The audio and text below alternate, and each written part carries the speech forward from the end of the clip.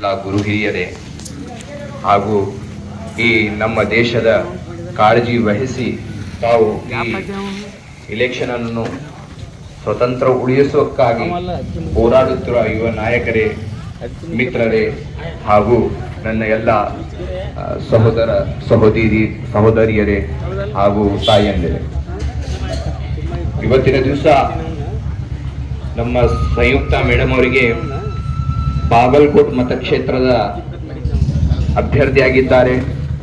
ಅವ್ರಿಗೂ ತುಂಬ ಹೃದಯದಿಂದ ಕೃತಜ್ಞತೆಗಳು, ಧನ್ಯವಾದಗಳನ್ನು ಸಲ್ಲಿಸ್ತಾ ಇದ್ದೀವಿ. ಯಾಕಂತ ಹೇಳಿದ್ರೆ ಬಂಧುಗಳೇ, ನಾವು ಮೊದಲು ಬಿಜಾಪುರ ಡಿಸ್ಟಿಕ್ ಒಂದೇ ಇತ್ತು. ಇದು Bijapur district Bagalkot district paper ಒಳಗಾಗಿದೆ. ತಾವು ಈ ಕ್ಷೇತ್ರದ ಅಭ್ಯರ್ಥಿಯಾಗಿ ಸ್ಪರ್ಧೆ ಏನ್ ಮಾಡಾಕತ್ತಿದ್ದೀರಿ? ಆ ಎರಡು ಡಿಸ್ಟಿಕ್ಕಿಗೆ ಎರಡು ದೇಹ ಒಂದು ಜೀವ ಮಾಡಿದ್ದೀರ ಅಂತ ಹೇಳಿದ್ರೆ ತಪ್ಪಾಗ್ಲಿಕ್ಕಿಲ್ಲ ಬಂಧುಗಳೇ. ಯಾಕಂತ ಹೇಳಿದ್ರೆ ಇಲ್ಲಿ ಮೊದಲಾದರೂ ತಮ್ಮ ತಂದೆಯವರು ಕೂಡ ಈ ಕ್ಷೇತ್ರದ ಸಚಿವರಾಗಿ ಹೋಗಿದ್ದಾರೆ, ಉಸ್ತುವಾರಿ ಸಚಿವರಾಗಿ ಹೋಗಿದ್ದಾರೆ. ಈ ಕ್ಷೇತ್ರದ ಅಭಿವೃದ್ಧಿಗೋಸ್ಕರ ಸಾವಿರಾರು ಕೆಲಸಗಳನ್ನ ತಮ್ಮ ತಂದೆಯವರು ಮಾಡಿದ್ದಾರೆ. ಒಂದು ಉದಾಹರಣೆ ಹೇಳಬೇಕಾಗಿದ್ದರೆ, ನಮ್ಮ ಬಾಗೇವಾಡಿ ಕ್ಷೇತ್ರದ ಸರ್ವಶ್ರೇಷ್ಠ MLA, ಸರ್ವಶ್ರೇಷ್ಠ ಸಚಿವರಾಗಿದ್ದಾರೆ ಶಿವಾನಂದ ಪಾಟೀಲ್ ಸಾಹೇಬರು. ಅವರು ಯಾಕಂತ ಹೇಳಿದ್ರೆ ಅವರು ನಮ್ಮ ಕ್ಷೇತ್ರದವರಲ್ಲ, ಅವರು ಬಬಲೇಶ್ವರ ಕ್ಷೇತ್ರದವರು. ನಮ್ಮ ಬಾಗೇವಾಡಿ ಕ್ಷೇತ್ರಕ್ಕೆ ಅವರು ಬಂದ್ರು. ಯಾಕಂತ ಹೇಳಿದ್ರೆ ಆಗಿನ ಕಾಲನಾಗಿ ಬಾಗೇವಾಡಿ ಕ್ಷೇತ್ರ ಅತಿ ಹಿಂದುಳಿದ ಕ್ಷೇತ್ರ ಇತ್ತು, ಅತಿ ನೀರಾವರಿ ಇರ್ಲಾರ್ದ ಕ್ಷೇತ್ರ ಇತ್ತು. ಅವರು ಬಂದು ನಮ್ಮ ಕ್ಷೇತ್ರಕ್ಕೆ ಅತಿ ಕರ್ನಾಟಕದಲ್ಲಿ ನಮ್ಮ ಕರ್ನಾಟಕಕ್ಕೆ ಇಡೀ ನಮ್ಮ ಭಾರತಕ್ಕೆ ವಿದ್ಯುತ್ ಕೊಡುವಂತ ಯಾವ್ದಾರ ತಾಲೂಕಿದೆ ಆದ್ರು ಅಂತ ಹೇಳಿದ್ರೆ ಅದು ಬಾಗೇವಾಡಿ ಮತಕ್ಷೇತ್ರ ಇದೆ ಬಂಧುಗಳೇ. ಬಾಗೇವಾಡಿ ಮತಕ್ಷೇತ್ರ 0 to 10 ನೀರಾವರಿ ಮಾಡಿದ್ರು ಅವ್ರು. ನಾನು ಹೇಳ್ಬೇಕು ಎಷ್ಟೇ ಬಯಸ್ತೀನಿ, ಯಾಕಂತ ಹೇಳಿದ್ರೆ ಅವ್ರು ತಾವಾಗಿ ಅಲ್ಲೇ ಆ ಕ್ಷೇತ್ರಕ್ಕೆ ಬಂದಿಲ್ಲ. ಜಗಜ್ಯೋತಿ ಬಸವಣ್ಣನವರು ಆ ಕ್ಷೇತ್ರಕ್ಕೆ ಅವ್ರಿಗೆ ತಂದಿದ್ದಾರೆ ಅಂತ ಹೇಳಿದ್ರೆ ತಪ್ಪಾಗ್ಲಾಕಿಲ್ಲ ಬಂಧುಗಳೇ.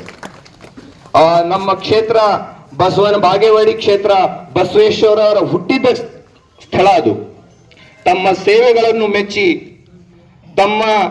ತಮ್ಮ ಕರ್ತವ್ಯಗಳನ್ನು ಮೆಚ್ಚಿ ಹುಟ್ಟಿದ್ದ ಸ್ಥಳಕ್ಕೆ ತಂದೆಯವರಿಗೆ ತಂದಿದ್ದಾರೆ ಬಸವೇಶ್ವರ.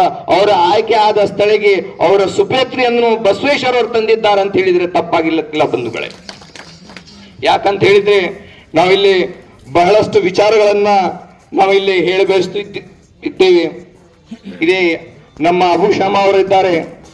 ನಮ್ಮ ಮುಸ್ಲಿಂ ಸಮಾಜದಲ್ಲಿ ಎಲ್ಲ ಮುಸ್ಲಿಮರಿಗೆ ಒಂದು ಧಾರ್ಮಿಕ ಪ್ರಚಾರ ಮಾಡುವವರು. ಎಂತ ಧಾರ್ಮಿಕ ಪ್ರಚಾರ ಅಂತ ಹೇಳಿದ್ರೆ, ಮಜಹಬ್ ನಹಿ ಸಿಖಾತಾ ಆಪಸ್ ಮೇ ಬೈರ ರಖ್ನಾ. ಯಾವುದು ಧರ್ಮ ಒಂದು ಧರ್ಮಕ್ಕೆ ಕೆಟ್ಟದಂತೂ ಅವರು ಹೇಳಲ್ಲ. ಮಜಹಬ್ ನಹಿ ಸಿಖಾತಾ ಆಪಸ್ ಮೇ ಬೈರ ರಖ್ನಾ, ಹಿಂದಿ ಹೈ ಹಮ್ ವತನ್ ಹೈ ಹಿಂದೂಸ್ತಾನ. ಇಂಥ ಭಾವನೆಗಳನ್ನು ಪ್ರಚಾರ ಮಾಡುವಂತ ನಮ್ಮ ಕಾಜಿ ಬ್ರದರ್ಸ್ ಒಂದು ಒಳ್ಳೆಯ ಮದರ್ಸಗಳನ್ನು ತೆರೆದಿದ್ದಾರೆ. ಅದರಲ್ಲಿ ನೂರಾರು ಮಕ್ಕಳು ಫ್ರೀಯಾಗಿ ಎಜುಕೇಶನ್ ಅಲ್ಲಿ ಪಡಿತಾ ಇದ್ದಾರೆ.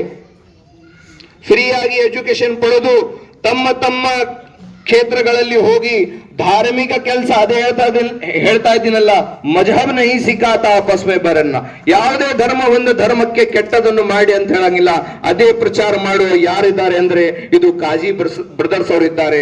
ತಮ್ಮ ಮದರ್ಸೆಯ ದಿಂದ ಆಗಲಿ, ತಮ್ಮ ಮಸೂದಿಗಳಿಂದ ಆಗಲಿ, ತಮ್ಮ ಬಯಾನಗಳಿಂದ ಆಗಲಿ ಮುಸಲ್ಮಾನರೊಂದು ದೇಶಕ್ಕೆ ಪ್ರೀತಿ ತುಂಬಿಸೋ ಕೆಲಸ ಯಾರು ಮಾಡ್ತಾರೆ ಅಂತ ಹೇಳಿದ್ರೆ ಬಾಗೇವಾಡಿಯ ಕಾಜಿ ಫ್ಯಾಮಿಲಿ, ಅಬ್ದುಲ್ ವಹಾಬ್ ಸಾಬ್ ಹಾಗೂ ನಮ್ಮ ಮೌಲಾನಾ ಅಬು ಶಾಮಾ ಸಾಹೇಬ್ ಅವರು ಮಾಡ್ತಾ ಇದ್ದಾರೆ ಅಂತ ಹೇಳಿದ್ರೆ ತಪ್ಪಾಗ್ಲಾಗಿಲ್ಲ ಬಂಧುಗಳೇ.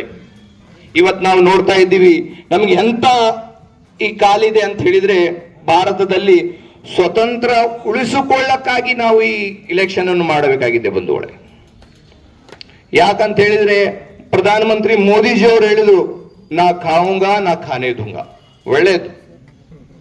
ಅವ್ರು ತಮ್ಮ ಜೀವನದಲ್ಲಿ ರೇಷನ್ ಅಕ್ಕಿ ಅವ್ರು ತಿಂದಿಲ್ಲ.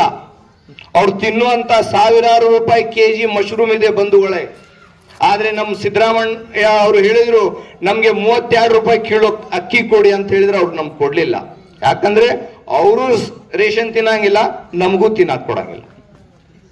ಅದಕ್ಕಾಗಿ ಸಿದ್ದರಾಮಯ್ಯ ಅವ್ರು ಏನ್ ಮಾಡಿದ್ರು, ಆಯ್ತು ನೀವು ಎಷ್ಟು ಕೊಡ್ತೀರಿ ಕೊಡ್ರಿ, ಉಳ್ಕಿದ್ ನಾವು ಅವ್ರ ಅಕೌಂಟ್ನಾಗ ಹಾಕ್ಬಿಡ್ತೀವಿ ಅಂತ ಹೇಳಿದ್ರು. ಇಂಥ ವ್ಯವಸ್ಥೆ ನಮ್ಮ ಭಾರತದಲ್ಲಿದೆ ಬಂಧುಗಳೇ. ಮತ್ತೇನ್ ಹೇಳಿದ್ರೆ ಅಂತ ಹೇಳಿದ್ರೆ, ವಿದೇಶದಲ್ಲಿದ್ದ ಎಲ್ಲ ಕಾಲಾಧನನ್ನು ನಾನು ತಗೊಂಡ್ ಬರ್ತೀನಿ. ಸೂಲಿಬಲಿ ಅವರು ಹೇಳ್ತಾರೆ, ಸ್ವಿಸ್ ಬ್ಯಾಂಕ್ ನಲ್ಲಿ ಇದ್ದಂತ ಹಣ ನಾವು ಜಮಾ ಮಾಡಿದ್ರೆ ನಮ್ಮ ಭಾರತಕ್ಕೆ ಎಲ್ಲ ಬಂಗಾಳದ ರಸ್ತೆಗಳನ್ನ ನಾವು ಮಾಡಬಹುದು ಅಂತ. ಒಂದಾದರೂ ಕಾಲಾಧನ ಬಂದಿದೆ ಬಂಧುಗಳೇ? ಯಾಕಂತ ಹೇಳಿದ್ರೆ ಇವ್ರು 70 ವರ್ಷದಲ್ಲಿ ಹಗರಣಗಳೇ ಆಗಿಲ್ಲ, ಅದಕ್ಕಿಂತ 10 ಪಟ್ಟ ಹಗರಣಗಳು ಮೋದಿ ಸರ್ಕಾರದಲ್ಲಿ ಆಗಿದೆ ಬಂಧುಗಳೇ. ಇವತ್ತು ನಾವು ನೋಡ್ತಾ ಇದ್ದೀವಿ, ದಿಲ್ಲಿ ಒಂದು ಚೀಫ್ ಮಿನಿಸ್ಟರ್ಗೆ ಒಳಗೆ ಹಾಕುವಂತ ಕೆಲಸ ಮಾಡ್ತಾ ಇದ್ದಾರೆ. ಯಾಕಂತ ಹೇಳಿದ್ರೆ ಅವರು ಒಳ್ಳೆ ಶಿಕ್ಷಣ ಅಲ್ಲಿ ದಿಲ್ಲಿಯಲ್ಲಿ ಕೊಡ್ತಾ ಇದ್ದಾರೆ, ಒಳ್ಳೆಯ ಮೊಹಲ್ಲಾ ಕ್ಲಿನಿಕ್ಗಳನ್ನು ಅಲ್ಲಿ ಕೊಡ್ತಾ ಇದ್ದಾರೆ, ಒಳ್ಳೆ ಸರ್ಕಾರಗಳನ್ನಲ್ಲಿ ಕೊಡ್ತಾ ಇದ್ದಾರೆ. ಅಂತ ಚೀಫ್ ಮಿನಿಸ್ಟರ್ಗಳಿಗೆ ಇವತ್ತಿನಲ್ಲಿ ದೆಹಲಿಯಲ್ಲಿ ಅವರು ಜೈಲಿನಲ್ಲಿ ಹಾಕುವಂತ ಪರಿಸ್ಥಿತಿ ಬಂದಿದೆ ಬಂಧುಗಳೇ. ರಾಮದೇವ್ ಬಾಬಾ ಹೇಳಿದ್ರು, ಮೋದಿ ಸರ್ಕಾರ ಬಂದ್ರೆ 35 ರೂಪಾಯಿಗೆ ಲೀಟರ್ ಪೆಟ್ರೋಲ್ ಸಿಗತ್ತೆ. ಸಿಗ್ತಾ 35 ರೂಪಾಯಿ ಲೀಟರ್, 106 ರೂಪಾಯಿ ಲೀಟರ್. ಈಗ ಇಲೆಕ್ಷನ್ ಐತಂದ್ರೆ ಒಂದು 5-6 ತಿಂಗಳ ದುಡಿ ಹೆಚ್ಚು ಮಾಡಿಲ್ಲ. ಇಂಥ ಬಹಳಷ್ಟು ಸುಳ್ಳು ಪ್ರಚಾರ ಮಾಡಿ ಅವರು ಅಧಿಕಾರಕ್ಕೆ ಬಂದಿದ್ದಾರೆ. ಆದರೆ ನಮ್ಮ ಕರ್ನಾಟಕದಲ್ಲಿ, ನಮ್ಮ ಭಾರತದಲ್ಲಿ ಹೇಳಿ